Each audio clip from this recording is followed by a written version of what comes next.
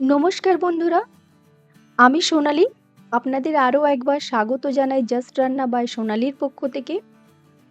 আর আজকে আমি আপনাদের সাথে শেয়ার করব একটা হেলদি ব্রেকফাস্ট রেসিপি। শুধুমাত্র দুটো ইনগ্রেডিয়েন্টস দিয়েই এই রেসিপিটি আপনারা বানিয়ে নিতে পারবেন। এটা খুবই টেস্টি এবং হেলদি একটা রেসিপি। এটা আপনারা সকালের ব্রেকফাস্টে কিংবা বিকেলের স্ন্যাক্স হিসেবেও খেতে পারেন। আবার বাচ্চাদের স্কুলের টিফিনেও কিন্তু দেওয়ার জন্য একদম পারফেক্ট একটা রেসিপি। তাহলে চলুন আর দেরি না করে চটপট করে দেখে নিন এই রেসিপিটি।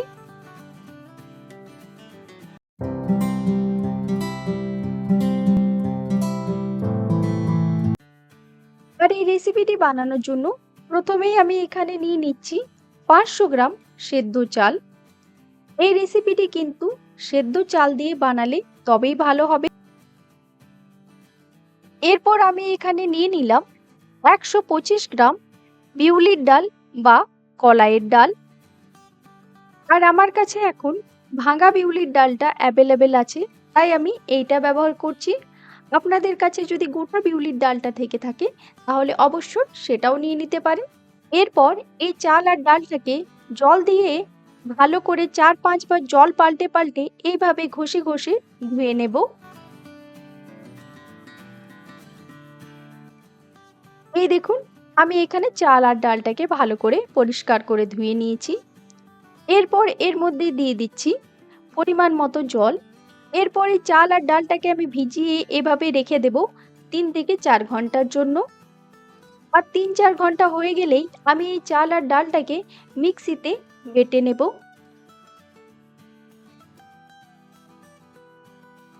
এই দেখুন, 3-4 ঘন্টা ধরে চাল আর ডালটাকে ভেজানোর পর আমি এখানে চাল আর ডালটাকে বেটে নিয়েছি। এরপর এর মধ্যে দিয়ে দিচ্ছি স্বাদ মতো নুন। আর আমি যেহেতু রোজকার খাবারে সন্দক নুনটাই ব্যবহার করি, তাই সেটাই এখানে দিয়ে দিয়েছি।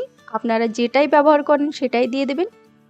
এরপর এই নুনটা আমি ভালো করে এই ব্যাটারের সাথে মিক্স করে নিচ্ছি।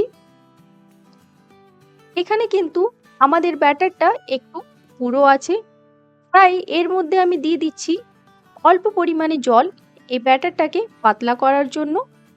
এই জলটা দেওয়ার পর জলটাকে খুব ভালোভাবে মিক্স করে নিয়ে আমি কিন্তু এই ব্যাটারটাকে খুব ভালোভাবে ফেটিয়ে নিচ্ছি।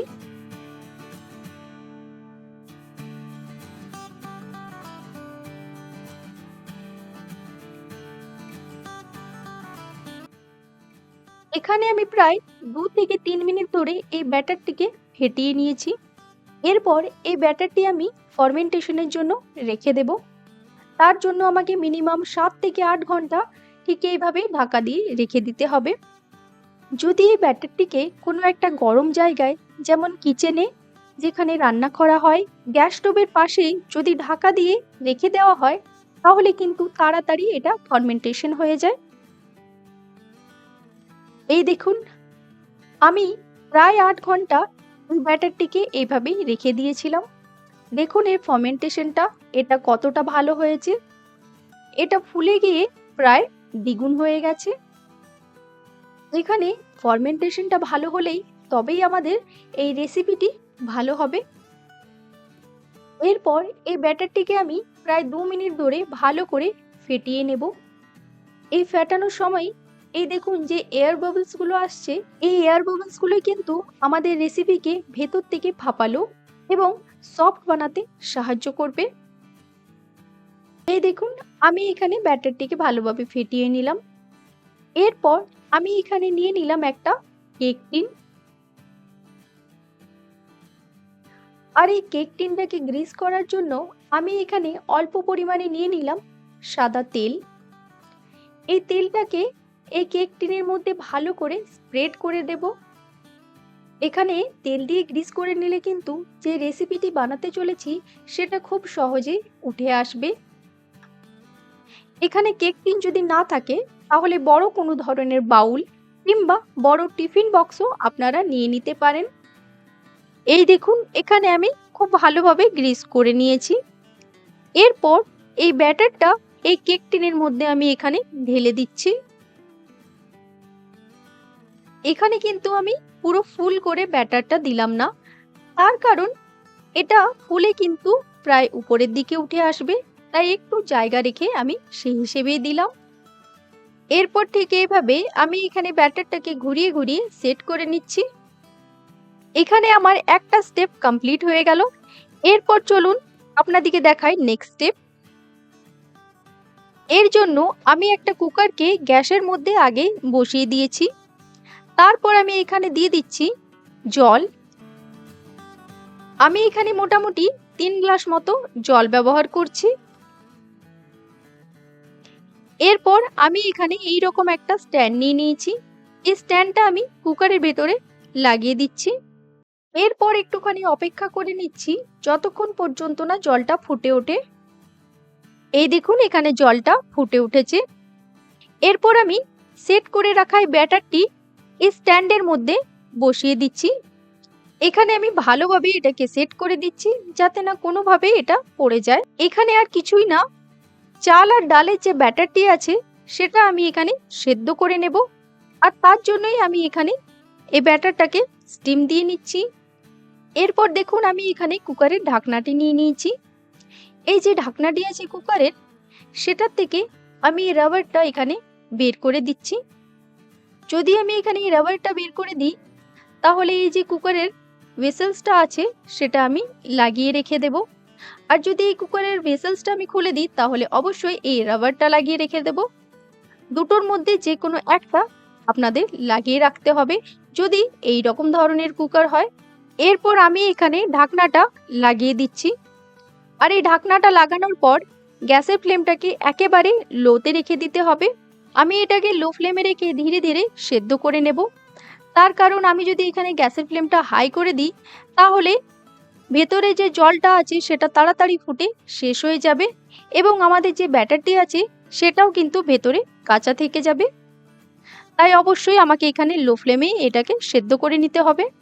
আর আমি স্টিম দেওয়ার জন্য এই রকম একটা কুকারের ব্যবহার করেছি।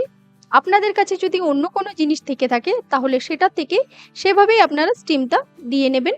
আর প্রায় 40 মিনিট ধরে সেদ্ধ করার পর আমি এখানে দেখে নিচ্ছি ঠিকঠাক মতো সেদ্ধ হয়েছে কিনা।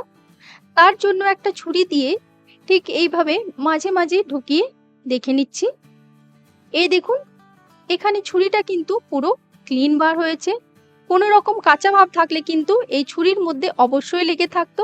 এখানে ছুরিটা ক্লিন বার হয়েছে, তার মানে সেদ্ধটা খুবই ভালো হয়েছে। এরপর এখানে গ্যাসের ফ্লেমটাকে অফ করে আমি এটাকে ঠান্ডা করে নিচ্ছি। এই দেখুন এখানে আমি ঠান্ডা করে নিয়েছি।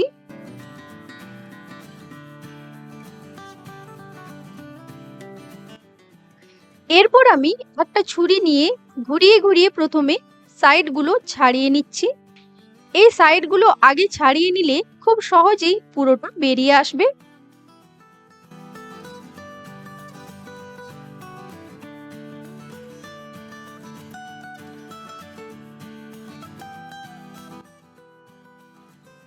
এই দেখুন আমি এখানে সাইডগুলো ভালোভাবে ছাড়িয়ে নিলাম। এরপর আমি এটাকে এইভাবে উল্টে দিচ্ছি। এই দেখুন এখানে কতটা স্মুথলি বেরিয়ে আসছে।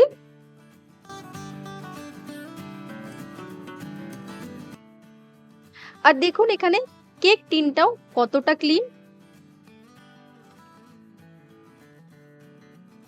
আর দেখুন এখানে এটা কতটা সফট হয়েছে, পুরো একেবারে স্পঞ্জের মতো লাগছে।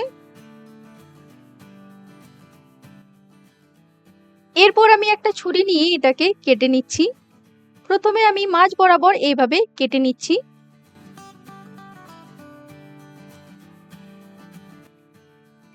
এখানে আমি হাফ পোর্শনটা রেখে দিচ্ছি আর বাকি হাফ পোর্শনটা আমি এখানে ছোট ছোট করে পিস পিস করে কেটে নেব।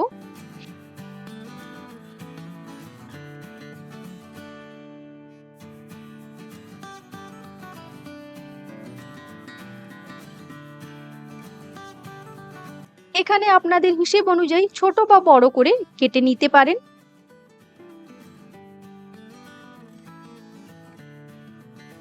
এই দেখুন আমি এখানে ছোট ছোট টুকরো করে কেটে নিয়েছি। এখন আমি হাফ পোর্শনটা ফ্রাই করব। আর বাকি যে হাফ পোর্শনটা আছে সেটা আমি ফ্রিজের মধ্যে ঢুকিয়ে রেখে দেব। এভাবে আপনারাও বানিয়ে রেখে দিতে পারেন আর আপনাদের চাহিদা অনুযায়ী যখন খুশি ফ্রাই করে নিতে পারেন। এরপর আমি এখানে একটা ফ্রাইং প্যান নিয়ে নিয়েছি আর এই প্যানের মধ্যে দিয়ে দিচ্ছি 1 টেবিল চামচ পরিমাণে সর্ষের তেল। আর এই তেলটা গরম হয়ে গেলেই আমি এখানে দিয়ে দিচ্ছি 2টো শুকনো লঙ্কা, 1 টেবিল চামচ পরিমাণে গোটা সর্ষে। আর তেলের মধ্যে সর্ষে দিলেই কিন্তু এইভাবে ফুটতে শুরু হয়ে যায় আর সেটা আমাদের অনেক সময় গায়ে এসে লাগে, তাই সর্ষেটা দেওয়ার পরেই এইভাবে আপনারা ঢাকা দিয়ে দিতে পারেন। এখানে সর্ষেটা ছেটানো একটুখানি বন্ধ হয়ে গেছে। এরপরে আমি এর মধ্যে দিয়ে দিচ্ছি কিছু ফ্রেশ কারি পাতা আর এইগুলো হালকা একটুখানি ফ্রাই করে নিয়েই আমি এখানে কেটে রাখা পিসগুলো দিয়ে দিচ্ছি। এর সাথে আমি এখানে দিয়ে দিচ্ছি হাফ চা চামচ হলুদ গুঁড়ো, অল্প একটুখানি নুন, তার কারণ অলরেডি এখানে নুন দেওয়াই আছে, হাফ চা চামচ জিরে গুঁড়ো আর সাথে দিয়ে দিচ্ছি হাফ চা চামচ গোলমরিচের গুঁড়ো। এরপর এই সব মশলাগুলোকে মিশিয়ে আমি এইগুলোকে ভালো করে ফ্রাই করে নেব। আমি আপনাদের এটার কোনো নাম বলছি না, তবে আপনারা এটাকে ইডলি ফ্রাই কিংবা ঢোকলা ফ্রাইও বলতে পারেন। এরপর এইগুলোকে প্রায় 4-5 মিনিট ধরে ভালোভাবে ফ্রাই করে নেব আমি এখানে।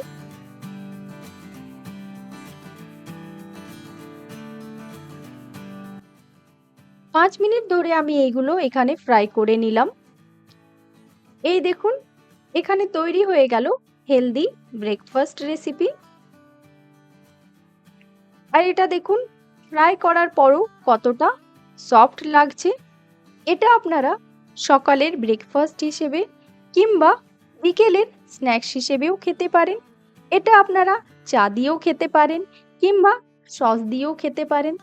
আর যদি চান আমার মতো এই রকম বাদামের চাটনি দিয়ে খেতে, তাহলেও কিন্তু এটা খুবই সুস্বাদু লাগে।